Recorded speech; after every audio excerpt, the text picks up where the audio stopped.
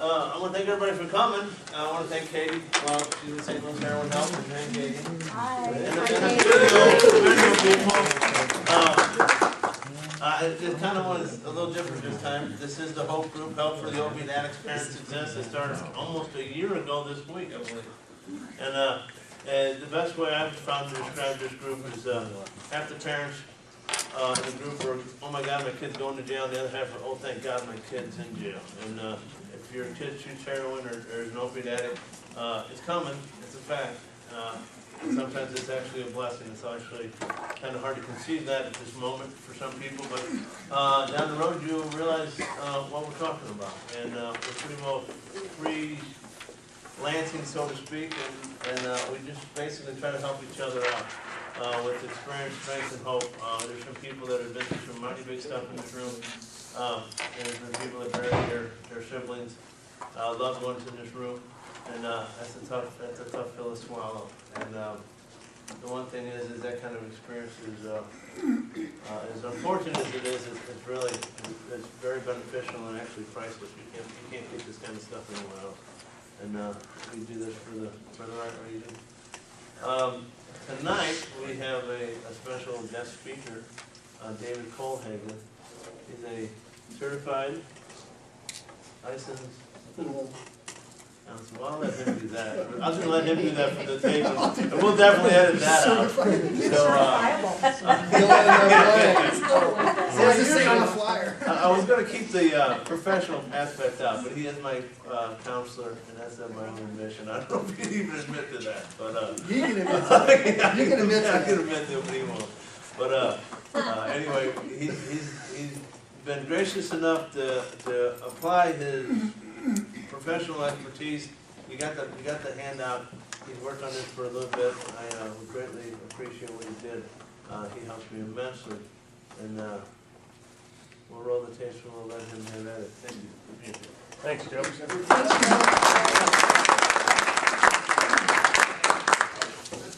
Oh, good to hear. Gosh, I can't believe it.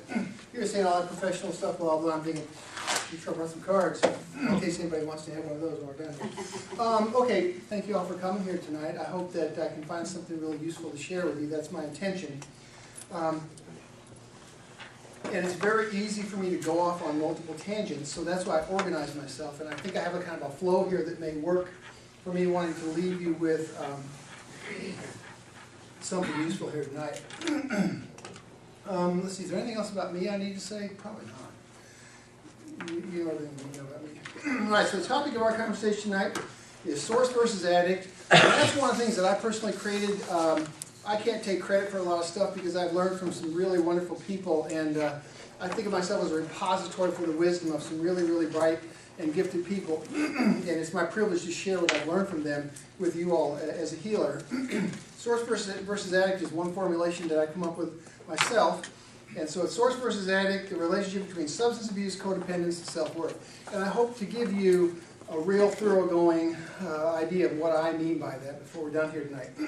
So I said I'd come back to the whole hypnotherapy thing. Hypnotherapy is kind of a mystical sounding kind of thing, but it really, really isn't. Really, hypnosis and hypnotherapy is just very careful use of language. With intention.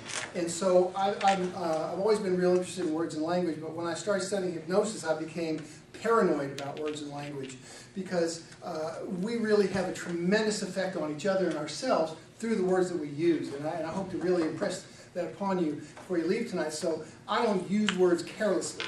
I use words very, very carefully in my therapy work, my healing work, and my training and education type work. So I feel responsible to define every word that I'm using here tonight, except for the contractions and connecting words and conjunctions and stuff.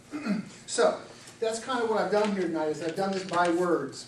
And I'm just going to kind of go through this little dictionary, defining these words and explain them to you so that the way I understand healing work intrapsychically and intrapsychically becomes very clear to you and hopefully is useful.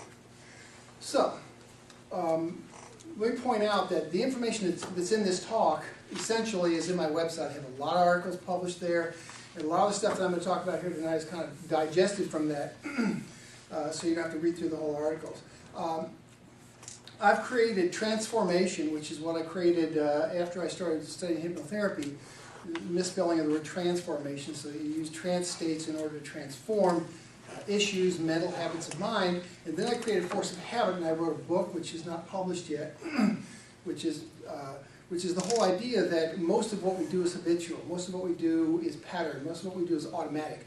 We don't think every day about how we're going to do things differently. We generally kind of, work our way through our ruts every day in the same way.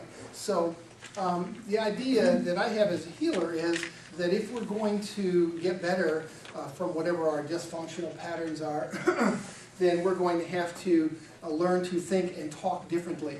And that is why kind of the byword for Force of Habit and transformation is think responsibly. It really means something. It means that the way we think and the way we talk has an effect on us, has an effect on the people in our lives. And it's a huge responsibility, and I take that very seriously. I'm suggesting to you all that that's a really good place to start, is to think about how do you talk to yourself, how do you talk to other people, and what effect might that be having. Because I'm very, very effect-driven, and that's something I could spend the whole time talking about, but I'm not going to do that. I'll kind of try and weave that in there. So the first word is responsibility, because that's kind of a big one. And I abbreviate that in my notes as a therapist constantly, R-E-S-P-Y, period. And it's huge in my lexicon, in my dictionary. It's a very huge concept. And because I believe, and again I'm going to think about adults here. Adults have different needs and responsibilities than children do, and I'll make reference to that again later on. But as adults, it is my belief, and I have this whole philosophy of mind thing, which I'm going to republish. I took a lot of introductory material off my website, and I'm going to reconstitute that as a sort of a philosophy of mind and put it back in the website because it was kind of confusing, and I wanted to make it as a sidebar, and so that the nuts and bolts is very clear on there. Responsibility. I believe that all adults are personally responsible for everything you think, everything you say, everything you feel, even on the subconscious level. So, wow, that's pretty heavy. First thing I have to say is there's a real big difference in my mind between blame and responsibility. They're really huge. Blame isn't very constructive, but responsibility is. Blame is kind of an obstacle. Blame stops us. Blame creates a lot of negativity and resistance. But responsibility is huge. And what I mean is that, and I'm sure you all can realize this, when you think about that you've been involved in codependent and dysfunctional family and interpersonal types of situations, you can see where people don't take or assume as much responsibility as they probably could. And I think a lot of it is that a lot of people don't feel like they can take a lot of responsibility. People don't feel responsible. People feel like they're the victim of circumstances. And that's not false. I think that, when we grow up and are trained in dysfunctional patterns of relating to ourselves and other people, we can't be to blame for that. And I think that's really important, that you relieve yourself of all blame for the kinds of habit patterns that you were trained in growing up. And I'm going to hit on that real hard in a minute here. But I believe that as adults we have to assume responsibility for that, because nobody else is going to change that if we don't. So we have to assume responsibility. So, and everybody can get that. You're responsible for everything you feel, everything you think, everything you do. That makes a lot of sense, your behavior. What about on the subconscious level? Well, that's where the whole thing in hypnosis really helped me to appreciate human behavior on a deeper level, and even really on a spiritual level. Because how do you take responsibility for your subconscious mind? I mean, wow, it's like, think about Freud, it's like we don't know what's going on the subconscious level. Do we? Well, do we? I mean, it's like, it's kind of a good question because I believe that all human beings are intuitive. I think all human beings are psychic. I think all human beings have a sixth sense. We're aware of stuff that isn't oriented towards our five senses. There's a sixth sense. Part of our communication with ourselves has to do with our communication with the subconscious mind. And that's a whole other sidebar I hadn't thought about when I started putting this talk together. Yes? What about dreams? Would that be a subconscious level? Well, that's really a sidebar. Okay. Do I get a point for that? Well, can we put a pin in it? And if Okay. we have time? Okay. The thing about dreams is, I think there's a lot of misunderstanding and confusion about what dreams are all about. That's just a whole other conversation. But I certainly believe I certainly believe that dream information comes from a place that isn't your normal waking consciousness, if that's what you're saying. But I'm not. If you've learned how to use dream information, great. I'm not sure I can train this group in how to do that tonight. But so let's just say that's subconscious level communication. But what's happening during your waking life is communication with the subconscious mind as well. And in brief, the briefest way, and this is kind of a personal discovery, I'll kind of let you know when I can take credit for stuff that nobody told me, that I just kind of figured out. Because all therapists are empirical scientists. All people are empirical scientists. We learn from our experience and apply it. And this is going to come up, and I kind of get ahead of myself, but that's really all right. We talk to ourselves. Everybody talks to themselves. You talk to yourself. You talk to yourself all the time. And there's no point raising your hand. You talk to yourself. Everybody talks to yourself. And the thing about talking to yourself is that it probably seems to you like it's a monologue, right? But it isn't. It's not a monologue. It seems like you're just talking to yourself. But well, wait a minute. I mean, when you're talking to yourself, aren't you talking to somebody? Yourself. And you know it's yourself. But there's the you that's talking to yourself. And there's the you you're talking to. Now, those don't feel like the exact same being. It doesn't sound like the same quality. Because the you that's talking is usually complaining and whining and unhappy and miserable and confused. The you you're talking to isn't. Because why would you be confiding? Why would you're going for strength? Or, you know, you're not having a sob. It's not a sob sister kind of conversation. So you're talking to something that's bigger within you than your conscious grasp of the situation is at the moment. Again, this is way off in the sidebar. We haven't even got to the first point yet, so you see how bad I am about this. That's why I had to ask how much time we have. So the reason it's a dialogue is not because you're talking to you, it's that you're getting a response. And that response is the dialogue. Okay? Because when you talk to yourself and you tell yourself, oh, I hate my life, I'm so miserable, I'm never going to do it, how do you feel? That's your response. You feel miserable. When you tell yourself, I'm going to get through this, I have the strength, this is going to make me stronger, how do you feel? You Feel like you can do it. You feel better. You feel better. So that response is your subconscious mind communicating with you, and it happens all the time. And a lot of people don't realize this, that that's going on. Okay, so that's going to come into play later. I just want to plant that out there, that you're doing that, and that you're having an effect on yourself. And that's the self-communication that's going to come way down the line here. And I had to put this stuff in some kind of an order just to protect myself from just this kind of thing. And it isn't working. So your job is to learn to understand yourself on the deepest possible level. And maybe in a follow-up talk we could talk about, well, how do you do that? But I just want to leave that with you, that that's why you're responsible for yourself even on a subconscious level. Because that's you. And that's part of who and what you are, a deeper part of yourself. And what's going on in there is your responsibility. And that's yours to come to terms with, whatever's going on in there. What do you need, and whatever you need to do to come to terms with that, that's your baby. Nobody can fix your subconscious mind. Nobody can fix your relationship with you and your subconscious mind. And remind me of this, somebody please, or we're going to get to survival, so I'm going to hit that real hard when we get there. So let me leave that and move to the next word, crisis. I recently had a life crisis, and I shared my definition of crisis with my sister-in-law. She was pretty amazed, and I thought, oh cool, I'll have to share this with the group too. Because one of the things that I've done in the course of talking to people about what I do is go with the dictionary. Amazing resource, the dictionary. I mean, the dictionary is way deeper than most people realize. If you've gone to a Merriam-Webster dictionary recently and read through the definitions and the derivations, pretty amazing stuff. And I'm going to show you exactly what I mean by one example here. The word crisis. Everybody in this room is familiar with crisis. Everybody in this room certainly either routinely experiences life crisis or has certainly experienced life crisis. One thing I want to say, and just put it out here, and my suggestion is, if I tell you something that sounds really nuts, write it down anyway.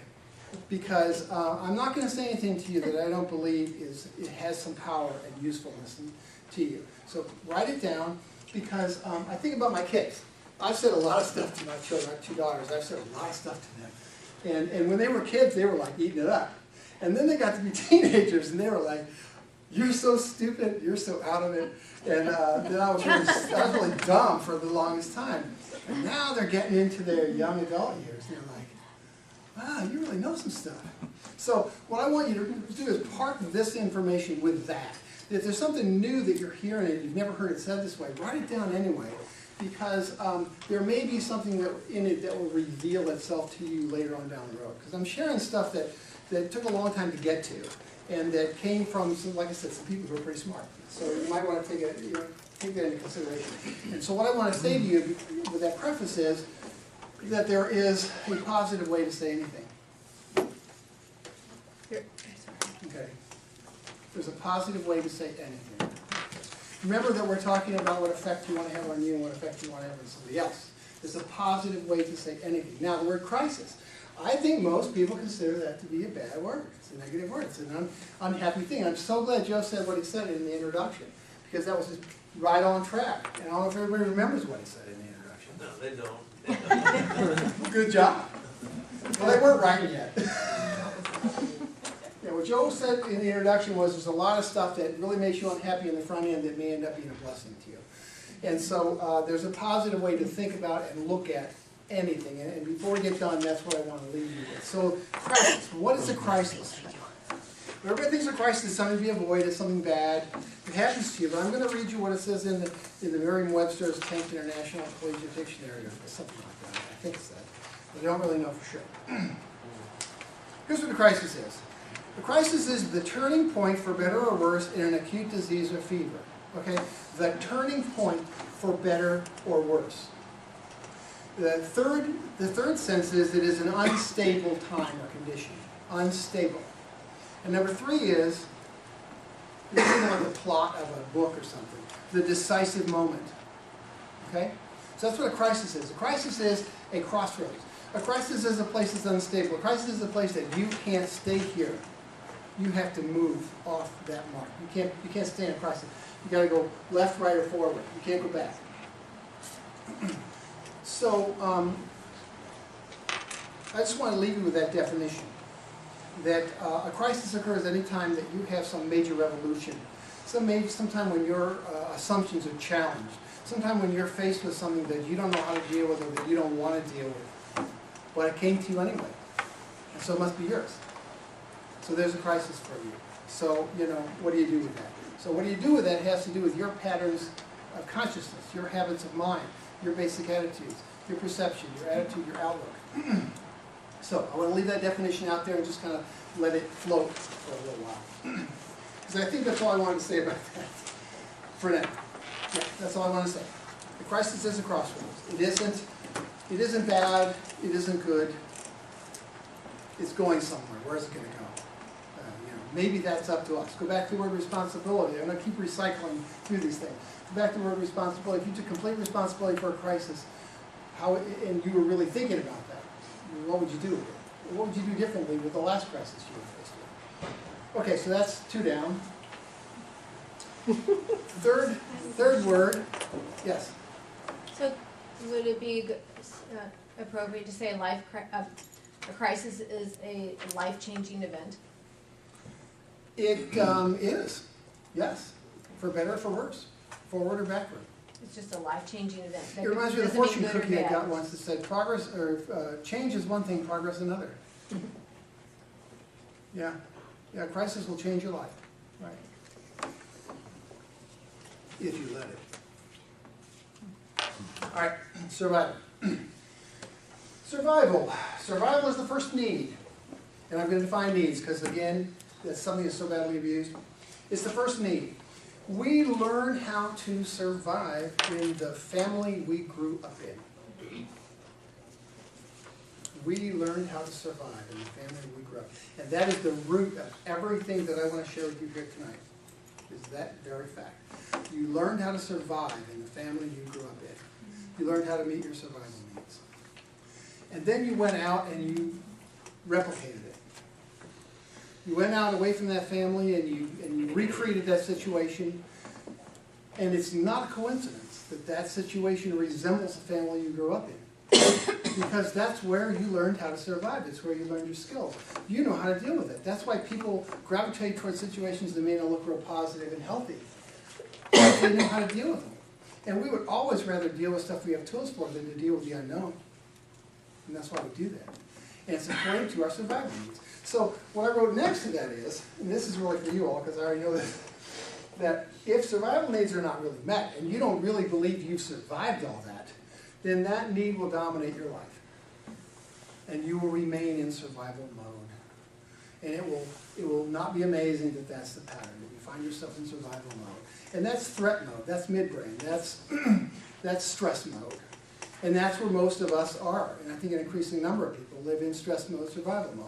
And don't get outside of it. It has really dire consequences for our mental health and our physical health, that's the case. And I'll talk to you a little bit about, well, great, how do we get out of that now? Thank you for telling me. How do I get out of that?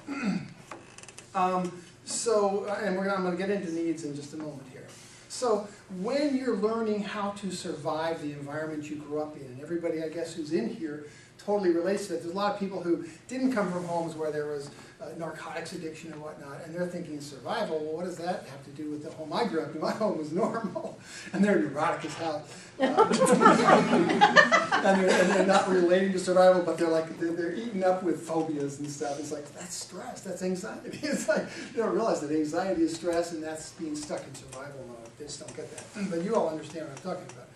So the next thing we have to talk about in terms of needs and survival is perception. Just to plug that in there, you know, the world isn't one way or another. I believe we live in a subjective universe. I believe there isn't a one objective world about which we all have consensual reality. I think we all are the center of our own universe and world, and the world looks different to each and every one of us, and nobody can be in anybody else's shoes. So therefore, your perception, the way the world appears to you, is very, very important. And it goes back again to responsibility. You're responsible for that. The way the world looks to you, however distorted it is, however threatening it is, however happy it is. That's your baby. That's your ship to steer. You may not have, I chose not to get into this, you may not have control, because I don't really believe we have control. But I do believe you have power. I do believe we have influence. I do believe you can steer your ship. But you're not going to do a great job if you don't do it real mindfully, if you don't do it thinking very carefully about what's going on around you. So one of the things it says on my website, if you read it long enough, there's a quote in there that says, you developed your philosophy of life in childhood. Now, to a lot of people, that's really a foreign concept. Philosophy of life is like, I don't have a PhD. What the hell is a philosophy of life? You know, it's like, I know it seems like a very sophisticated term, but regardless of how sophisticated it sounds, every one of you has a philosophy of life in here. We all do. And you develop your philosophy of life in childhood. And what is a philosophy of life? It's a belief about how the world works. It's a set of expectations and assumptions about what will happen to you if you do this or if you don't do that. And we got that set of beliefs from watching the people who raised us, watching the environment we lived in. And so it isn't original, and it isn't definitive, and it isn't natural. It just came from people. We just learned from people. It's culture. It's just culture. Culture is the environment that we've created. And that's an internal culture that we got. Learning to survive in the environment that we grew up in. You developed a philosophy of life. So the question I ask is life what you make it? Is that what life is? Is it like if you make it happy, it's happy? If you make it abundant and productive, then it's abundant and productive. If you make it miserable, then it's miserable. If you make it depressing, then it's depressing. Is that how it works? And I just kind of want to stick that question out there. Because that's certainly one way a lot of people think about it. If you choose to be happy, then you're going to be happy. If you choose to believe in positive things, then your life will be positive. And that's perceptual. Okay? On a certain level. That's just perceptual, all right? The way it looks, that's the way it is for us. And the interesting thing is that we always have abundance of evidence to support those assumptions, because we will attract to us the experiences that that come from within us, and I'm going to hit on that in a moment. We cause experiences to be attracted to us based on the inner state of our own being, of our own mind. Okay, so there's survival, and I mentioned that's our first need. A lot of stuff, and we're going to get to self-worth now, which is one of the keys to the topic I want to talk about tonight. One of the things that's troubled me a lot is hearing all about needs. I need this, and you hear this a lot from people. I need approval, I need recognition, I need money, I need this, I need that. And I can't you just feel the truth sometimes? It's like you're thinking, there's something wrong with that. You know, and you hear people telling you stuff, and you say, that's appealing, but is that really the truth? Well, so I decided to just think for myself and think this through. And I encourage you to do the same thing. What do adult human beings really need? What are the real needs? And then, so that we can say, well, then I don't have to think about the other stuff as being needs. I have to worry about everything, approval, or recognition, or whatever. If those aren't real needs, then why don't then I don't have to worry about that, right? Freedom. So I decided that I would figure out what the real needs are, and I only found four. Four adult human needs that I think are real. And I think the rest are illusory, are really not needs. They may be wants, but they aren't really needs. And I listed them here. The first one is survival. Food, shelter, clothing. Physical body. And a word about survival is, and this I learned from studying hypnosis and the subconscious mind, you can't ignore that one. That's what the subconscious mind is all about. I believe that's what the subconscious mind is for. That people talk about, oh, my habits are killing me and my subconscious mind is killing me. Your subconscious mind is on your side. It's doing all the stuff it's doing and promoting all the habits that you have, bad or good or whatever, because it believes that they benefit you in some way. And if we have habits of avoidance, which a lot of dysfunctional codependent habits really are, those habits are designed to protect us. Does that make sense to everybody? You can see all that. Protect us from pain. That's what happens in a relationship. That's the subconscious mind work, and it works for you. And anything you can convince the subconscious mind is good for you, it will do, including bungee jumping, which is one of my favorite ones to get on. Of all things, I can imagine diving face first off a cliff or a bridge, and that feels like that's good for you. So, survival. You can't ignore it. You have to take care of yourself. I know a lot of people are really guilty about that and feel really bad because it's not okay to do something for themselves. You know, that's something that you're going to be better off if you get over at some point, because you can't ignore it. You can't not take care of yourself. If you don't take care of yourself in a functional, direct way, you'll do it in a dysfunctional way, but you will do it. You have to take care of yourself. It's a human need. The second one is a need for meaning and purpose in life. A sense that there's a reason that we're here, and that it's meaningful, and that something's being done that matters. Everybody needs to believe that there's a significance to their life. We all need to believe that. Otherwise, we suffer from existential madness or something. I mean, the second one, which I passed over, is self-worth. Everybody needs to believe they are of value, that they are significant. And people go through all kinds of really weird stuff to establish value in themselves. Really weird stuff to meet that need. But it is a genuine need. We need to feel that we have value and worth. It is a genuine need. And as you know, a lot of people do things that aren't real healthy in order to meet that need, and they don't actually really work. And the fourth one is a sense of power of volition. We need to believe that we are effective, that we are accomplishing something. And that starts at the age of 2, and it never ends. Now, I'll tell you something interesting about power that, here again, is one of my personal discoveries. You do this stuff long enough, you're going to discover stuff on your own. And that's the thing about power that really intrigues me. First of all, people misinterpret power. They believe that power has to do with other people. And I do not believe that. I don't believe that we have any power over any other people. We only have power within ourselves. We only have personal power. And people get really messed up feeling bad because they can't get enough power in situations to get certain things to happen. And it really messes them up, and it's a misinterpretation of what power is all about and what it's for. It's for us personally. Power in your life. You only have personal power. If you've ever studied assertiveness, you know what I'm talking about. Assertiveness to me is the only healthy, functional form of communication there is. And that's a whole other teaching somewhere.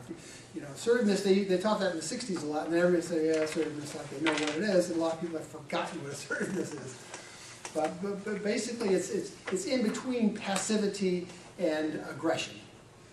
It's passive people don't protect their rights, aggressive people take other people's rights away, assertive people express their rights and use up resources. But it's not about having power with other people. Assertiveness is a form of communication. It's not a form of power. And the power you have is to be an assertive person. That's where the power is. Now, power. A lot of people talk about giving up power. I give up my power all the time. People take my power from me. That's not true. Personal discovery. There's only two things you can do with your personal power. You can use it, or you can abuse it. If you're using your power, then you're acting in some healthy way on your own behalf. If you're not using your power in some healthy way on your own behalf, you are beating yourself up and destroying yourself with it. That's all you can do. Because you can't have power over other people. So we can talk about that. But that's something to think about. Once again, taking responsibility, being assertive. If you are not taking care of yourself, then you don't love yourself. You may hate yourself. And you are not using your power to help yourself. You're using it to hurt yourself. You're abusing it. So I just want to give you that because it's like you've got power and you are using it. You can't not use it. Personal discovery. So, where are we? We're in the needs, self-worth. Okay. Dave, would you say that as far as the self-worth goes, I mean, at least in my experience with heroin, that's the job heroin was doing with my daughter was, you know, her lack of self-worth was supplanted by heroin. Yes, people who have self-worth do not use heroin. Yes, and so we're going to get into that when we get into what addictive behavior really is. Because she wasn't meeting her self-worth needs, was she? She was making herself oblivious to them. Exactly.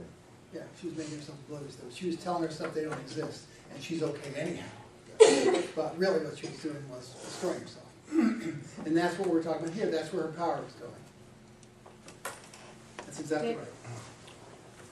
So would that be a false sense of self-worth? I don't know what that means. False sense of self-worth, I no. don't Using know. something else to give your, Ah, using drugs? let's that- put a pin in that and get to it. If the next section doesn't answer that question, then ask it again. Okay, because we're going to get that. Yes, ma'am. I'm sorry, but I came in late and I didn't get a handout, but I gave to the lady next to me also. Oh. I thought they ran out, but hey. David, real quick, you said Yeah, actually, I've got one assertiveness too. is between passive and what's the other one? Assertiveness? Assertiveness is in between passive and aggressive. Okay, thank you. Of course, you get passive aggressive. Passive is that you do not take care of your own rights. You let people usurp your rights. And aggressive is that you assert your rights at the expense of other people. Assertiveness is that you just advocate for your own rights, but that you don't usurp anybody else's rights. Okay, when your needs as a human being are met, then as far as I'm concerned, you achieve the real need, which is the need for peace. Because I think that drives us all. When you meet your needs for power and volition, for meaning and purpose in life, for significance and self-worth, and your survival needs are taken care of, and you're no longer coming from there, then you experience peace, wholeness, and health. Health and wholeness are synonyms. Heal and whole are the same word, literally. They come from the same root. So your needs are fulfilled. And then that's going to lead us, and see this is a kind of out of order, but that's going to lead us back to source, and let's get to that. We'll get back to that. Okay, under self-worth is self-relationship. We already talked about it earlier on. You're always talking to yourself. You have a relationship with yourself. Your relationship with yourself is expressed in the relationships you have with everybody else. That is why in my practice I treat your relationship with yourself. Because if your relationship with yourself is okay, well, what's going to be wrong in the rest of your life? Nothing. If your relationship with yourself is okay. So I know that if you're having a problem, if you're having symptoms, then I know your relationship with yourself is disturbed. You do not have a good relationship with yourself. And that's really an odd concept for a lot of people. You know, what does that mean? What do you mean relationship with yourself? Well, I mean, you know, think about it. There's a lot of indications about that. Your relationship with yourself is how do you feel about yourself? What do you think of you? How do you like you? What is your attitude toward you? Are you okay or are you not okay? Wow, that's a whole nother thing, isn't it? Apart from worth is self-acceptance. What I mean by here, does everybody know how this thing finishes as it is on the inside? Anybody know the rest of that? What's the rest of that? It will be on the outside. Yeah, as it is on the inside, so it is on the outside. The way you feel about yourself is reflected all around you in your environment. People you hang out with, what you do for a living, what's going on in your health, all that stuff is a reflection of your attitude and your relationship towards yourself. Where did you get that? I mean, From myself. nobody's confused about that, right? I mean, everybody realizes you've got a relationship with yourself. Just like you have with anybody else, you got an attitude. You know people, you think, great person, would love to be like that person. Boy, I hate that person, they scare me. Whatever, you got a relationship with everybody, you got a relationship with you. Where did that come from? What decided what kind of relationship you were going to have with yourself? I mean, it's there. I mean, did God give you that? Were you born with that? Were you born with a certain attitude towards yourself, a perception about whether you're okay or not? Anybody think that? Because I don't. I think we're human beings, and I think we're born knowing nothing. Human beings are not like chimpanzees and birds. I mean, we can't make a nest without somebody teaching us how to do it. You know, we can't lay concrete. We can't do anything unless we're taught how to do it. So where do we learn to have a negative attitude to ourselves if we're like dysfunctional and happy? Where'd that In come our from? environment. Yeah, our environment. The environment we learn to survive in. The environment we learn to survive in told us who we are and how we're doing and what we're like and what to expect and what's wrong with us or what's right with us.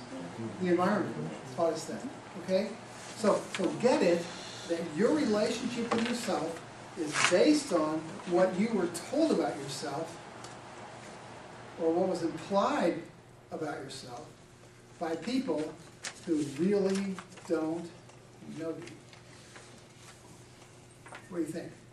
You folks really know who you are? Anybody say that? Your parents, people around you grew up, really know who you are? Enough to tell you you're this or that, you're not good enough, you're not worthy, you're not acceptable, you're going to fail, make all these predictions in your life. Did that come from you? No, that came from them. That came from their distortions. As it was on the inside for them, they expressed all this stuff, and you took it personally. And you believed it was about you. But it wasn't. And so that formed your attitude about yourself. You got that from the information from the people around you who are basically telling you what they were like, not what you were like. And so that became the basis of our relationship with ourselves. So think about that for just a minute. That there's a lot of stuff that happens to you that happens to you because of what you think you are and what you expect to happen to you in advance of it actually happening because somebody else told you that's how it should be. Like they were the authority on you. Wow, I think that's real interesting. I use that term a lot in my work. The authority on you. Who's the authority on you? Who's the authority on me? Nobody knows me. And even I am a mystery to myself, even though I'm a very introspective person. I really am. Because anything that I tell you guys, or anything that I tell somebody, here's the way to think about this, trust me, believe me, I do that. I'm not going to tell you, here's the way it is for you, if I don't feel like it's that way for me too. So that's really something to think about, all the consequences that occur in your life because of your relationship with yourself. So now cycle that back to responsibility because you're responsible for that. You don't have to blame for it. It's a legacy. It all happened and that flew under your radar. You didn't know that was coming. You didn't understand what it meant. You had no defenses against that. It didn't make sense to you when you were in childhood. And yet you absorbed it all. And you believed it. And now you're living it on whatever level. I'm sure a lot of you here have done a lot of personal work, so I appreciate that. But since you're still alive and breathing it in a body, I know you still got work to do. That's the sign, that's the mark. If you're still breathing, you've got work to do. Same as me. But we aren't here to talk about that. All right. So, self-relationship. Very important, very key. We're in good shape. Intimacy. Love versus fear. What is intimacy? Get a lot of confusion about that. I don't necessarily want to talk to like a third. I mean, I could do that if that's what you want to do. If you guys don't want to have a little networking thing at the end. How long do you want me to talk to? Because apparently I could actually go on for a while. 10 o'clock. You guys will give me some answers. 10 o'clock. I've got a place to be after 8:30. My wife's been out of town installing my daughter in her brand new home in Colorado. And I just can't wait to hear all about it. So I gotta get home and hear about that tonight. So I can't be here at 10 o'clock tonight, that's not gonna work. Besides, I will not be able to talk anymore. So, everybody's asking the questions as we go, so we have to stop at the end and have a Q&A. Okay, intimacy, what is that? I'm going to give you my take on it because I hear a lot of stuff that I don't think it's about. Intimacy is not about sexuality, first of all, although sexuality can be a form of intimacy. Intimacy is simply being completely known and knowing somebody completely. It's not having to hide who you are, of being that comfortable with what you are that you can be known to somebody. That's intimacy. And that they can make themselves known to you. That's the goal. That's what intimacy is.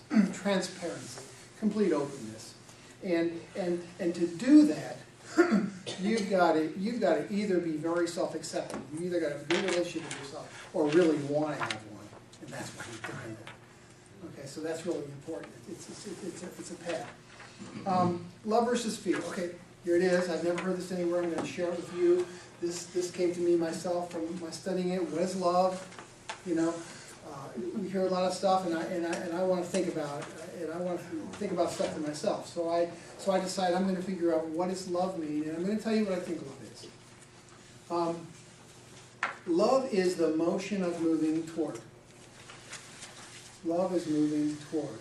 And in the Tao Te Ching, the ancient wisdom of some 500 years before Christ, 500 BC, it says that everything that is expressed returns to the source. Everything, a very wise friend of mine once said, everything works in a circle.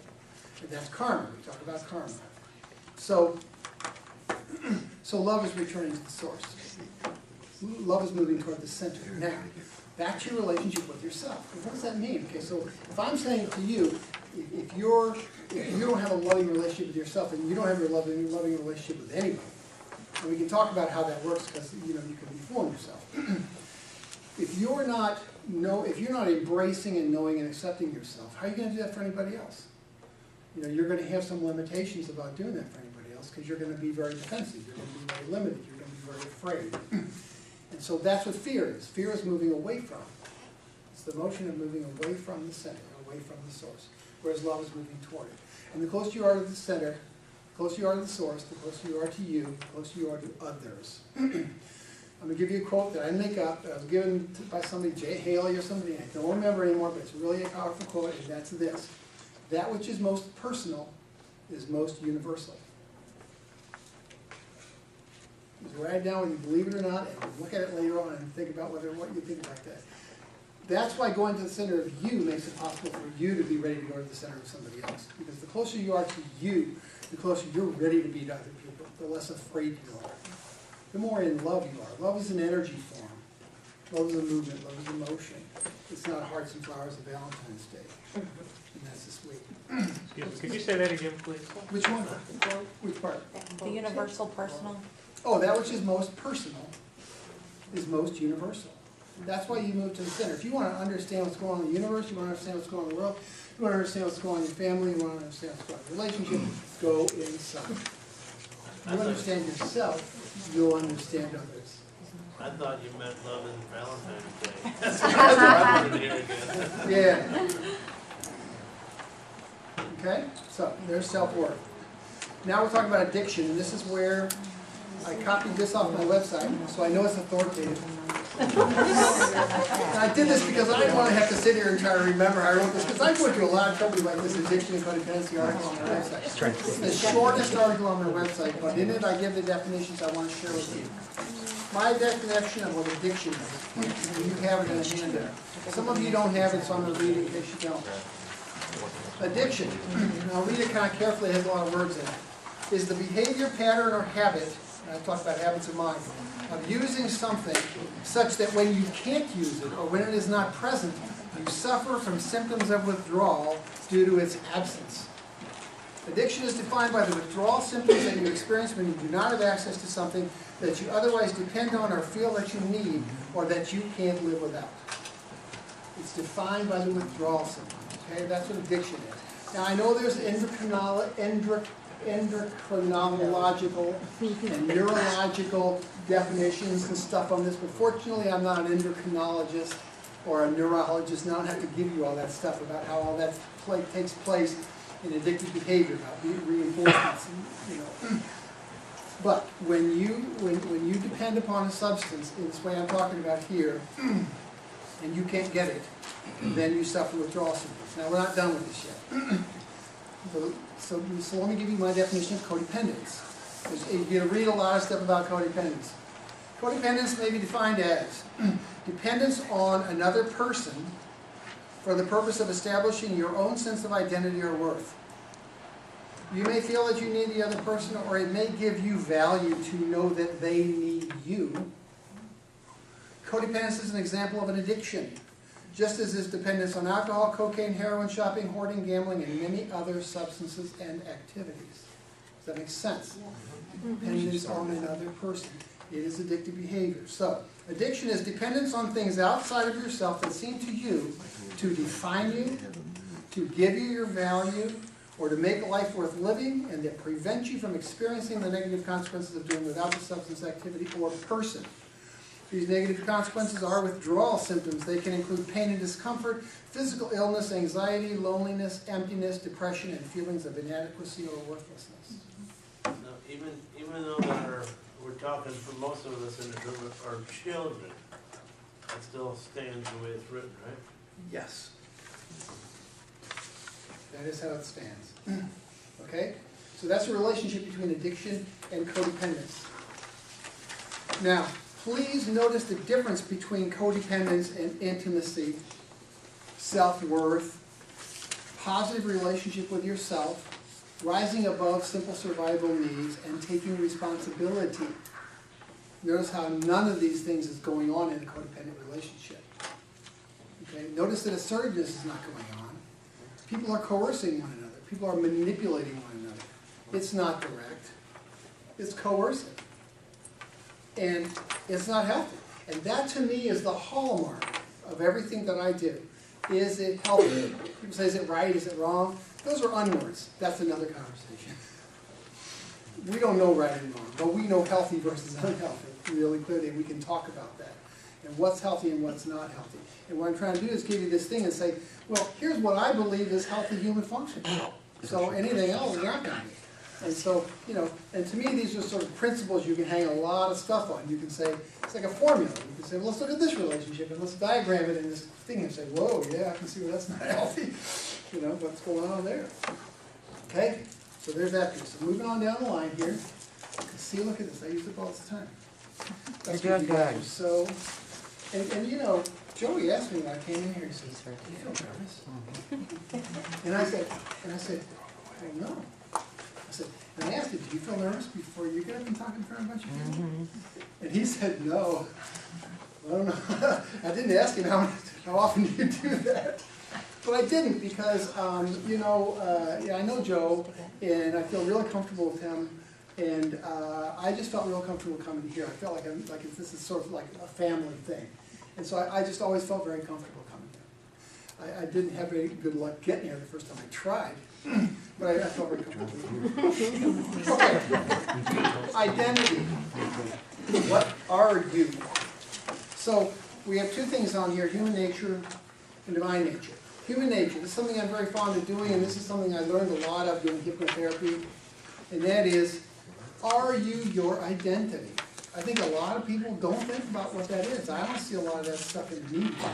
What is your identity? You know, people talk about that. Well, I've got an identity. And I think really a lot of people do identify with their identity. Well, what is your identity? Your identity is all of the thoughts and beliefs and ideas that you have about what you are. Think about that. It's like, that's all that is. I thought that was really heavy. You know, it's like, I thought that was like the, you know, the core of me. It's like, no, it's just the thoughts, beliefs, and ideas you have about what you are. Wow, you know, I don't know how many of you guys, yeah, I'm a very self-examining person. how many of you guys have ever sat down and examined the context of your mind, of your identity? You say, what do I think I am?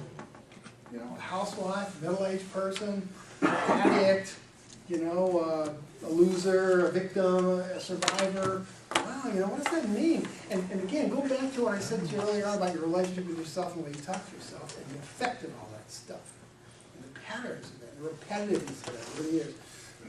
Are you your identity? Because, you know, I don't think you are. I don't think I'm my identity. I know where I got that. I'm real clear about that. Not only have I been a therapist, I've been in therapy. So I got a real education about that stuff, and I'm constantly looking at that stuff. So, you know, your identity, you know, someone else told you what you are, and we generally tend to believe that. It has a huge effect on us. So, you know, are you your identity? No, I don't think you're your identity. I don't think you're your personal life history, with all the meanings and significance and stuff that got stuck on all that stuff that happened to you. No, I don't think that's what we are at all. And yet we tend to, in terms of our human nature, identify with that way, those perceptions about us. Question? So then what are we? Wow, that's a perfect segue. So now let's talk about we have your human nature, and then next to that we have your divine nature. So, you know, if you believe in a spiritual life, now I do therapy with people who don't have a spiritual life. If you have a spiritual life, great, I can talk to you in spiritual terms. If you don't have a spiritual terms, great, I can talk to you in terms of quantum mechanics. The unseen, invisible world that has no measurement gives rise to the material universe every minute of every day. You're all aware of that, right? Quanta, the subatomic particles, when they're waves, they have no measurement. They have no weight, no width, no length, no nothing. And yet they blink it out of existence and create the physical universe through this Higgs boson or whatever thing that we've been hearing about. Anybody's aware of that? Higgs boson? Somebody came up with a theory in 1960 that there's this particle that when it becomes activated, magnetizes all these subatomic particles, and then they all group together and form the something physical. But it wasn't physical before. And that's what it says in the Tao Te Ching. That thing I mentioned earlier, 500 BC, or 500 BC. It says that the unseen world gives rise to the visible world. So if that's where we come from, then we have a nature that is somehow higher or deeper or more basic or more core than our human nature, don't we? Because our human nature is physical. And yet our source isn't. And so if you are a person who has a higher power, has a religion or spiritual outlook, then you have some way of thinking about that source, that you were created by God and have a sense of purpose and have value. And let me tell you something interesting. People who have a sense of spiritual identity and believe in an orderly universe and a God who cares about them are a lot healthier than people who don't. Does everybody know that already? That's a fact. That's a fact. That's just something to think about when you think about choices and stuff. So what are we? If we're not our identity, and we're not our personal life history, because I don't think that we are. What are we? I am that I am. I am that. Whatever. I am a spark of the divine creator of the universe. I'm a child of God. Well, if you really believe that, what's your relationship with yourself like? And if you really believe that, what's your relationship like with all the people around you in your world? What do you do? And if you don't believe it now, but you came to believe it, how would you act differently? Well, I mean, there's just no comparison. You would act differently. And you'd be better off for it. So, once again, back to perception. Put that back in here again, recycle it, just like I did the last word. So, my issue is that a lot of people want to say, okay, life is what you believe in. If you choose, and I call this, what do I call this? There's a name I have for this, but I can never explain it. And I thought I could. I know what it is, but I can't explain it. Positive life goals, PLG, positive life goals. Positive life goals is if you could either be miserable and sick or like happy and well, what would you choose? Yeah, if you could choose to be happy and well, wouldn't you be as well off as you possibly could be? So that's what positive life goals is about. Again, I can't explain it. It's higher wisdom or something. I can't really explain this, but what it means is that, you know, if you could have positive life goals, if it was really up to you, wouldn't you choose to see everything in positive terms? Wouldn't you see every crisis as an opportunity? Well, you would. You would do that. You know, you would do that. because you would have positive life goals. So my belief is this, that I don't believe that life is what would make it. If you make it miserable, it's miserable. If you make it happy, it's happy. I don't really believe that. I believe that underlying is a very positive and beneficent and beneficial and harmonious intelligence that is moving everything in the most positive direction for everybody. And that when we connect with that, or when we become one with that, we didn't make it that way. We just discovered the truth. Because that's the way it is. That's just what I believe. And so my work, Force of Habit, is about getting rid of all the bad habits that are in your mind and your beliefs between you and that reality. Because that's the underlying reality, because I do have a spiritual sense. I do believe that that's the way it is. And that everything that we believe that's counter to that is an illusion, is a falsehood that we were taught. It's a limitation that we were trained to experience in the environment we learned to survive in. So, second to last word is source. Remember I said source versus addict? You're a source or an addict. And I came about that very recently. That might have been a meeting with you. That actually came to mind. I said, wow, it's either a source or addict. Well, so when I said about everything working in a circle, that everything returns to the source, and that love is moving toward, then if everything works in a circle, and I believe, arguably, everything works in a circle. Look at the universe, look at the solar system, look at the galaxies, look at the molecules and subatomic particles. I mean, look at life, look at the seasons. I mean, everything works in a circle. Look at the globes.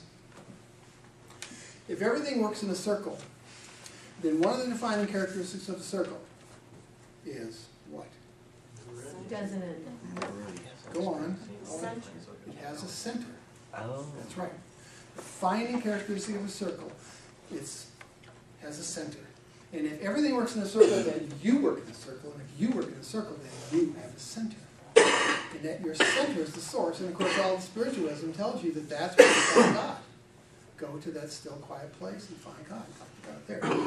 And if that's true, that you're returning, as I mentioned earlier on, that which is most personal is most universal. And if you return to that and you value that and see it for what it really is, then you become the source. Then you have no question about your worth or value. See, it's my belief that, and this is another discussion, we're like out of here, so I really have to wrap this up, but what was I going to say?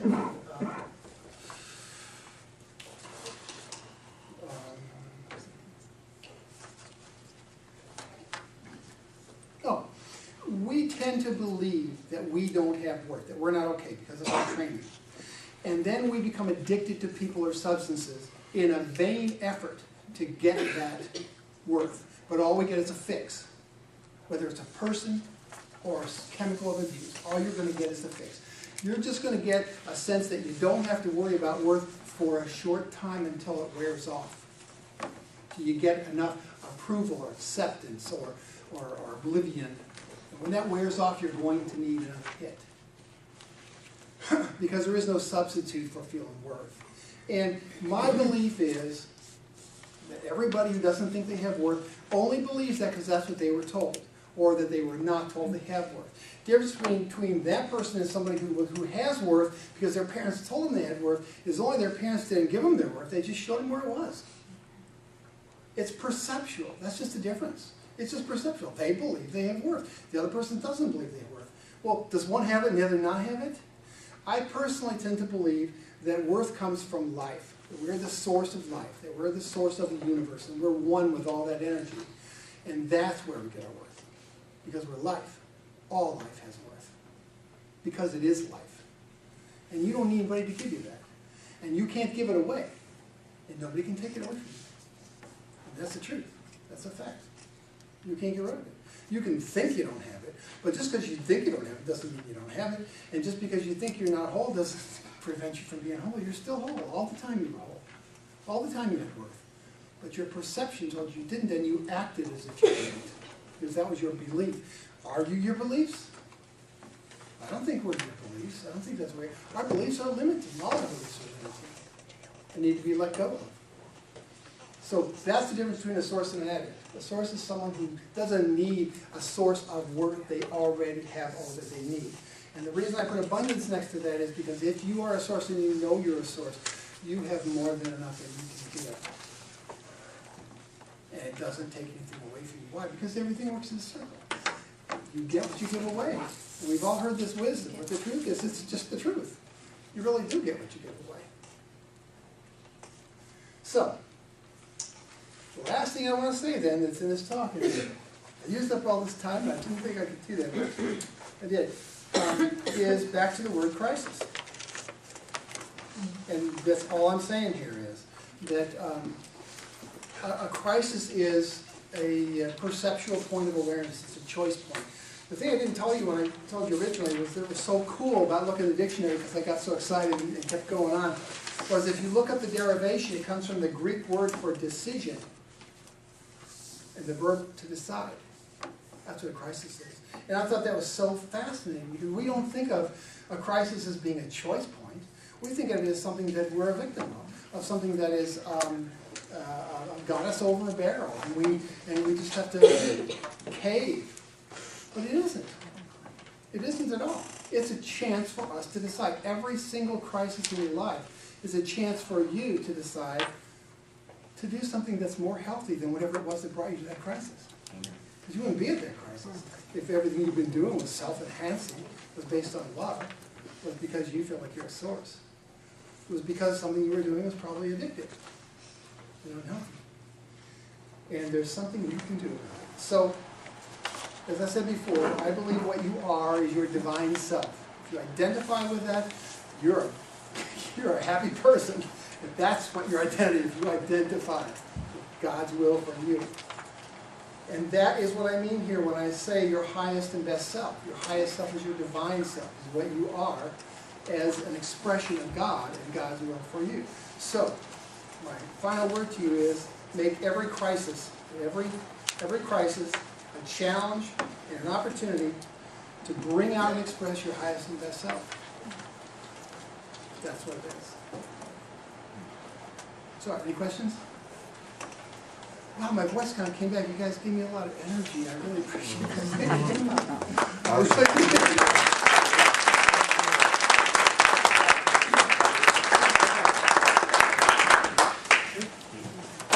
All right, thanks everybody. Thank you. Walk away from here with one of my cards that has one of my many email addresses and stuff on. Please do.